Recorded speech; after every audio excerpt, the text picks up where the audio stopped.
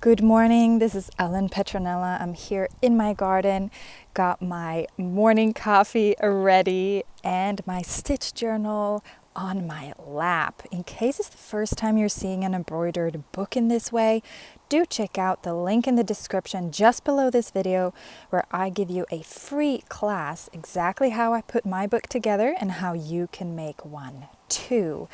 Now, I love to add a few stitches into my stitch journal on a daily basis to ground me for the day. Now, it's summer holidays here. It's been really quite hectic last few weeks, so my stitching has been spread out a little bit here, a little bit there, and so this morning feels so special to get to invite you into another morning soothing stitches video. The neighbor decided to start cutting his grass right as I start this video, but we are stitching nonetheless.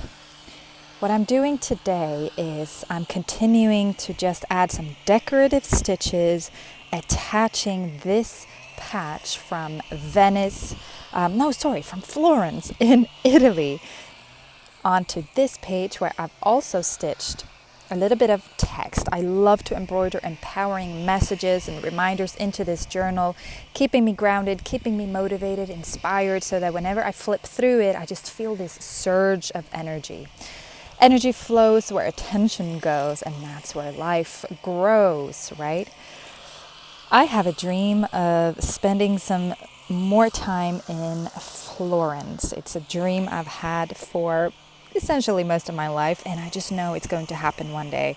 And so it felt kind of fitting and very special to be adding this particular design that I embroidered using a hoop on the side before putting it in. You can see it's still open here. We're going to close that today, this morning, at least that's my plan. It just felt very fitting with the text and to just kind of get into this dreamy mode.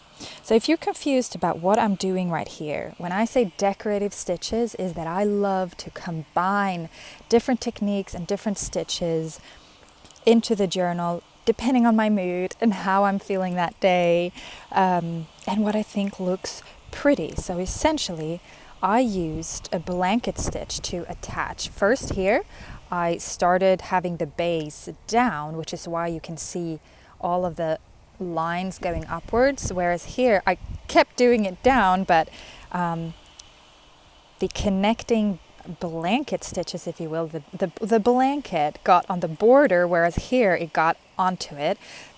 I didn't necessarily think that through too much, but I do think it looks pretty cool. But just so that you can see that it's still the same technique. Thereafter, I shifted color because I thought, well, pink and purple, they're both pretty. I already had purple up here. I added some pink here, why not? But I thought that just leaving those straight lines out in towards the scenery, I didn't thought that was as pretty. And so that's when I just did a few straight stitches combined. It became a running stitch, just the way I started when starting this video, and created these little squares, which I think created a much cooler effect. And so that is exactly what I'll continue to do on this side as well. And I thought I picked up this purple again because I thought that will be a nice way to kind of blend the two together, overlap the color scheme, overlap the color while continuing with the same technique on 3 of the sides, and here is kind of where it was first hanging.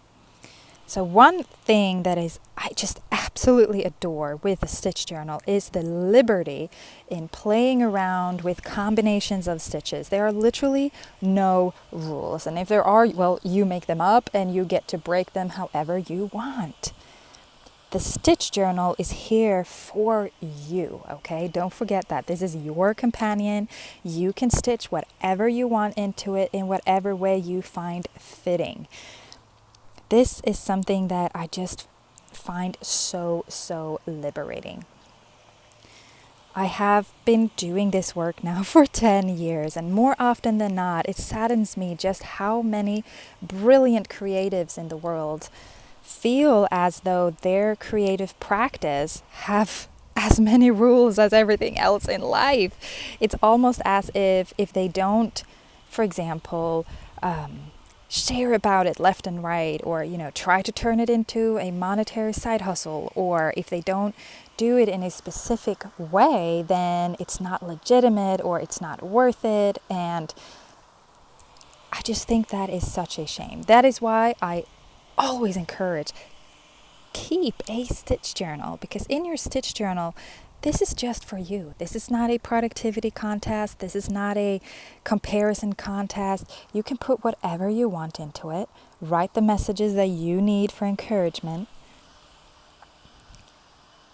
And that is absolutely perfect. More often than not, I call it a in-between projects type of project.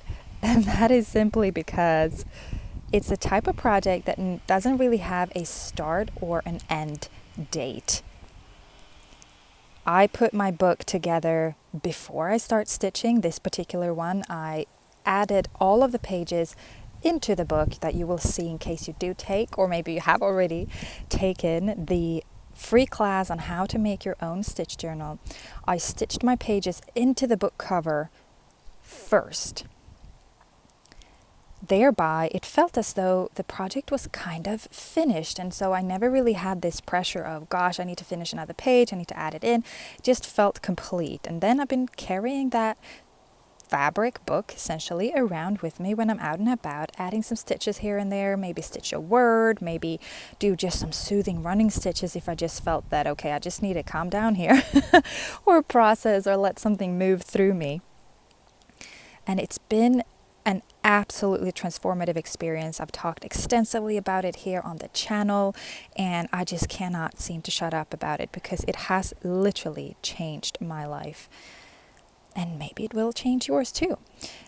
Giving yourself the permission to just get back to basics and use arts as the way to really reconnect with yourself. All right, the thread is getting a little bit short, so I'm going to be attaching this now. You can see how while chatting away, I have been doing the blanket stitch. In the beginning, it was a little bit odd. I was thinking, gosh, someone looking at that might say, well, that's not a proper blanket stitch. And you know what? That's completely fine, legitimate.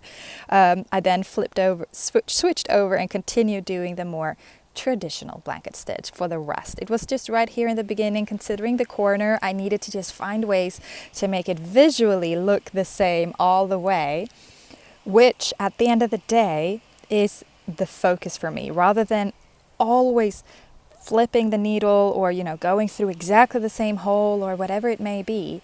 Does the final visual result look the way you envision, or are you more focused on sticking within the rules than just kind of create the effect that you want? This is a very, very interesting question, especially within embroidery, actually, where sometimes the rules takes over.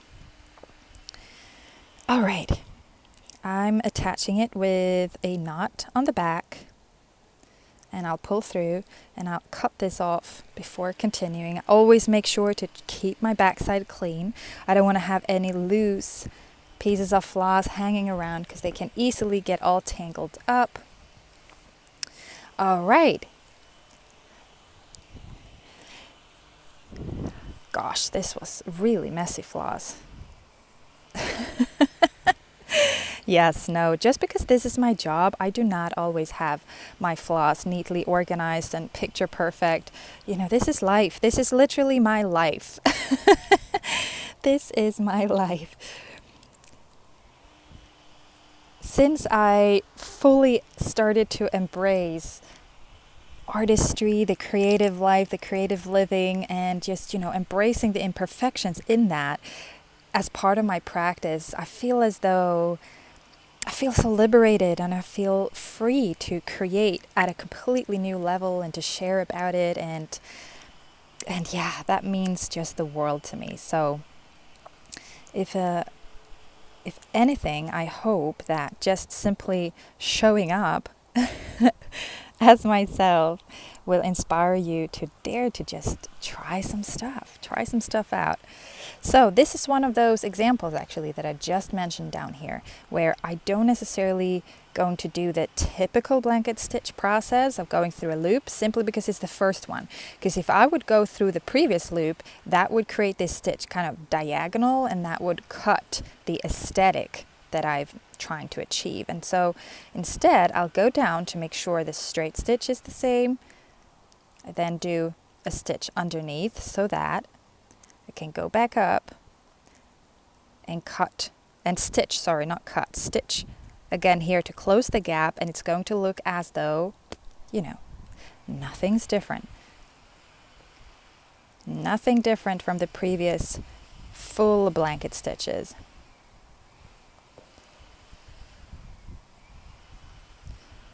Okay, so I did 2 just to be sure.